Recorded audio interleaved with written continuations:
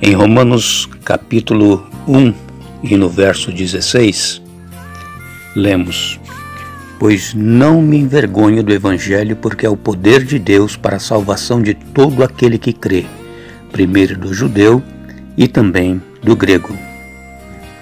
Quando o apóstolo Paulo escreveu estas palavras, o Evangelho de Jesus Cristo não era popular.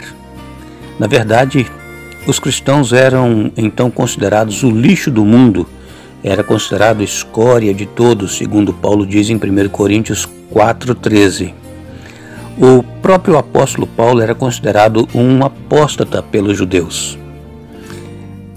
Portanto, o apóstolo Paulo estava ciente de que pregar o Cristo crucificado era um escândalo para os judeus e loucura para os gentios, 1 Coríntios 1,23.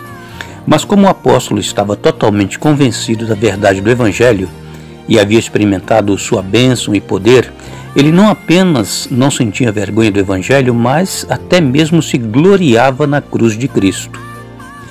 Podemos imaginar o que significa naquele tempo afirmar que um homem crucificado como criminoso era o fundador da sua religião?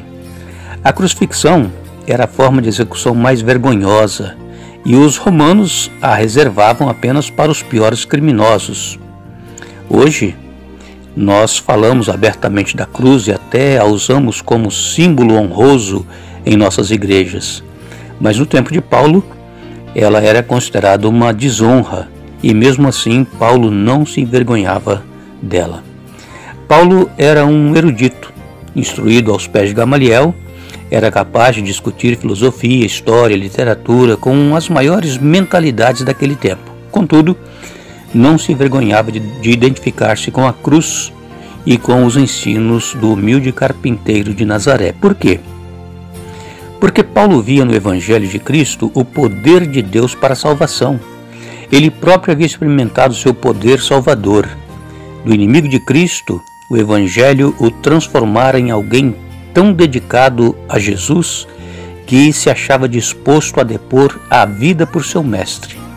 Na estrada de Damasco, o poder de Deus veio sobre ele, fazendo-o mudar de direção.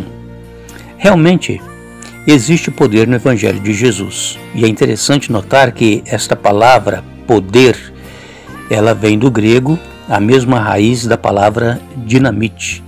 Assim, o que o apóstolo Paulo está realmente dizendo é que o Evangelho funciona como dinamite em nossa vida, quando permitimos a entrada de Deus, quando lhe damos autorização para reformar nossa vida, tornando-a semelhante à de Jesus.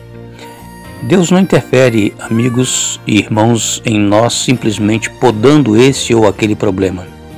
Ele está interessado em checar a raiz do problema, destruí-lo com uma explosão e então recriar nossa vida, tornando-a muito mais bela. E se nós permitirmos, a dinamite de Deus operará em nós uma completa transformação. Oremos. Querido Deus e Pai, que o Teu Espírito Santo continue trabalhando em nosso coração, fazendo com que nós nos rendamos completamente a Ti e que o Evangelho do Senhor Jesus seja um poder em nossa vida e na vida daqueles que o aceitarem. Perdoe os nossos pecados, em nome de Jesus. Amém.